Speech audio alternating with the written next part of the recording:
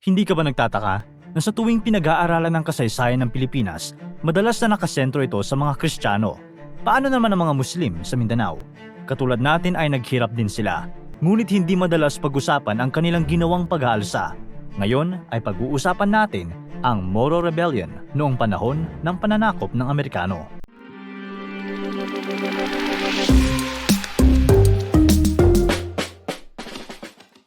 Ang pakikipaglaban ng mga Muslim sa Mindanao ay hindi lamang nagsimula noong 1902. Ito ay daang taon na nilang ginagawa laban sa mga dayuhan at maging sa mga Filipino.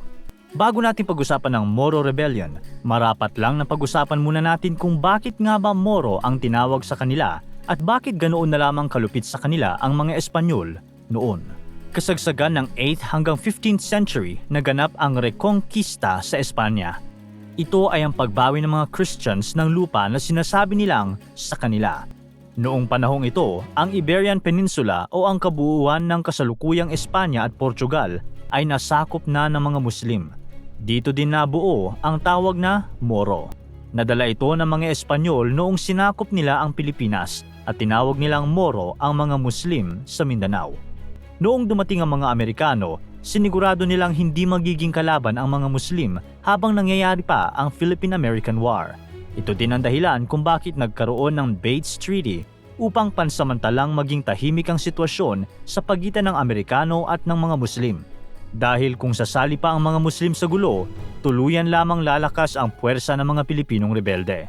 Noong humupa na ang tensyon sa pagitan ng Amerika at ng mga Pilipino taong 1902, dito na tunay na sinimulan ng Amerika ang misyon sa Mindanao. Ang Kiram-Bates Treaty sa pagitan ng mga Muslim at ng US ay naging taktika ng Amerika upang hindi sumalungat sa mga Amerikano ang mga Muslim. Ang treaty na ito ay naging pabor sa Sultanate ng Mindanao. Ibig sabihin, ang ibang parte ng batas ay maaaring gamitin ng mga Muslim laban sa Amerika. Noong nakita ng Amerika na talo na ang mga rebeldeng Pilipino, pinawalang bisa nila ang batas na ito. Nawala ang kapangyarihan ng Sultanate laban sa Amerika at pinamahalaan ng mga Amerikano ang Mindanao. Dito na umusbong ang iba't ibang pag-aalsa. Una ay ang Lanao Resistance noong 1902 hanggang 1912. Noong 1902, inatake ni Dato Tunggol ang Camp Vicar. Binintang ito sa Sultan ng Binidayan. Inaresto ang Sultan, ngunit dahil hindi niya napatunayan na siya ay inosente, kinailangan niyang magtago.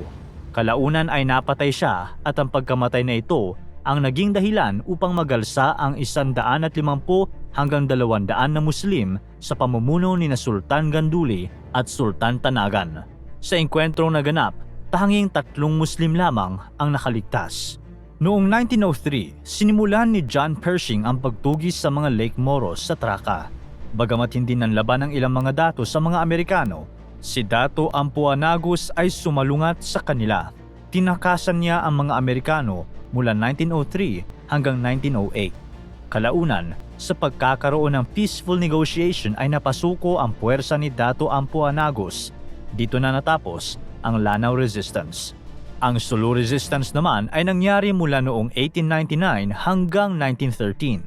Bagamat mayroong Bates Treaty na kunwari ay kinikilala ang kalayaan ng mga Moro, hindi nito kinikilala ang kalayaan ng mga kumakalaban sa Sultanate. Ang pagrerebelde ni Dato Julkanay, Dato Calvi at Panglima Hasan ay ginawang rason ng mga Amerikano upang tuluyang wakasan ang Bates Treaty. Noong wala na ang treaty, dito na nagsimula ang walang tigil na pagtugis kay Panglima Hasan. Hindi kinilala ni Panglima ang kapangyarihan ng Amerika. Naging masinsinan ang paghahanap kay Hasan hanggang sa mahuli siya. Ngunit dahil sa kanyang pagiging tuso ay nagawa niyang makatakas sa pagkakahuling ito. Paano? Noong binabiyahe na siya papuntang kulungan, hiniling niya na sana ay tumigil muna sa kanyang hideout upang sunduin ang kanyang asawa. Ngunit ang katotohanan niyan ay dito na siya tatakas. Pansamantala siyang nakatakas mula sa mga Amerikano. Ngunit dahil sa tulong ng mga dato na nakapanig sa mga Amerikano, ay natuntun siya sa bunganga ng Mount Bagsak. Madaling araw noong nagsimulang akyatin ng mga Amerikano ang Mount Bagsak.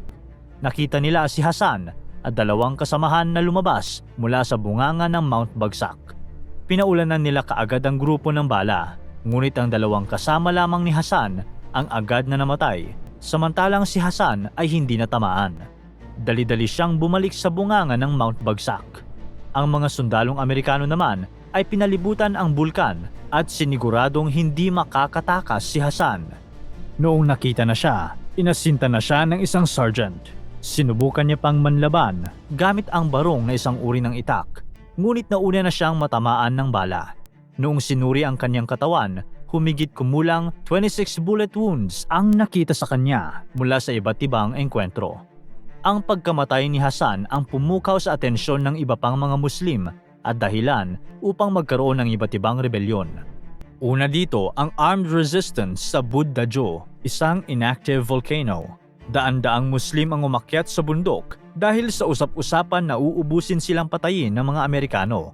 Sinabi ng mga Amerikano na hindi ito totoo, ngunit huli na ang lahat sapagkat mas lalo pang tumibay ang pag-aalsa dahil sa kahirapan na nangyayari.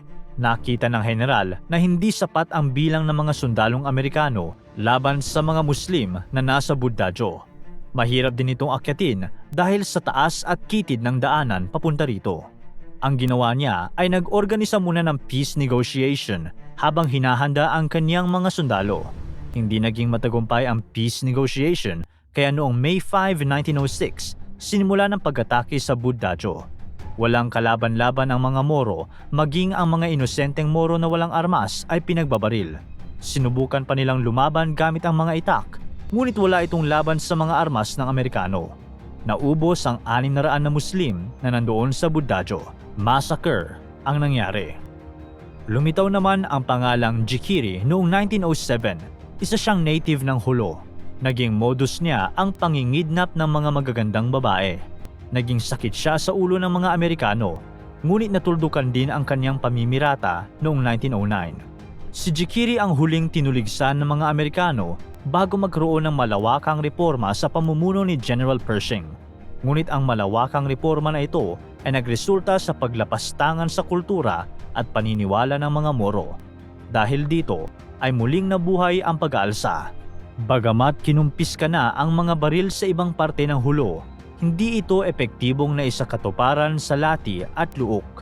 Ito at ang pagkaaresto kay Panglima Idanan na isang makapangyarihang leader ang naging dahilan upang lumitaw muli ang pag-aalsa. Halos lahat ng populasyon ay sumali sa rebelyon, ngunit naisip ni General Pershing na hindi pwedeng patayin silang lahat, kaya ginawan nila ng paraan upang ihiwalay ang mga populasyong hindi kasama sa mga combatant o iyong may mga armas at lumalaban.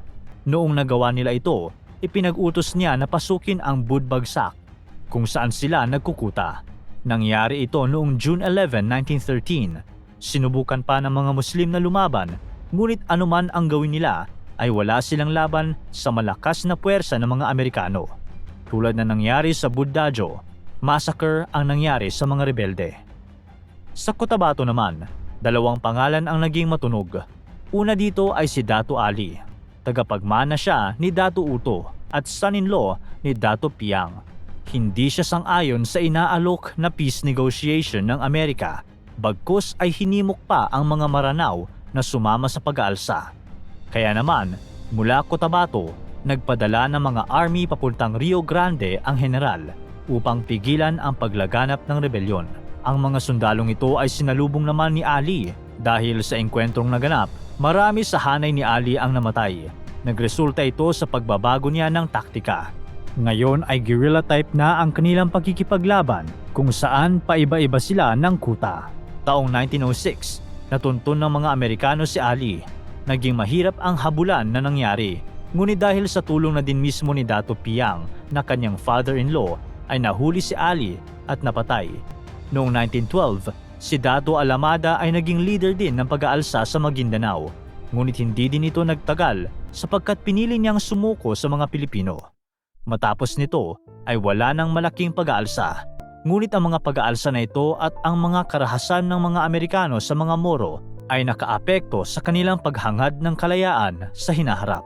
Sa pag-aaral ng kasaysayan ng Pilipinas, huwag lamang natin pag-aralan ng kasaysayan ng mga Kristiyano, kundi maging ng mga kapatid nating Muslim na katulad natin ay nagdusa din sa kamay ng mga dayuhan.